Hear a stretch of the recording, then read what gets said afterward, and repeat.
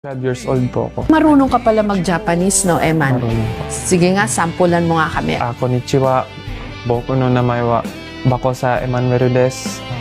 Yoroshiku onegaishimasu. Pati pagsusulat, marunong ka. Marunong po. Wow! Doon po ako nag-aral ng Japanese for 5 years po.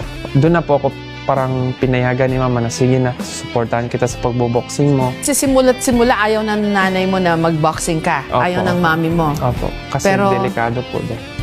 Si Sultan ang tumulong kay Eman para maging boksingero na ayon kay Eman, ang siya raw pumuno sa lahat ng kulang sa kanyang buhay. Nahulog yung loob ko sa mga bata kasi makukulit, saka mababait naman sila. Yung pagmamahal ko nga sa kanya, sabi ko sa kanya, anak, kahit buhay ko, bibigay ko. Mapaayos lang ang buhay mo. Mahirap lumaki na walang ama. Nung nagkakilala kami, sinabi niya na may anak siya. Hindi ko rin alam na anak siya ni Sir Manny. Nung lumabas yung visa ni Eman, doon na si Joanna, anak siya ni Sir Manny. Sa Japan, kung saan siya nanirahan kasama ang kanyang ina at ang kanyang stepfather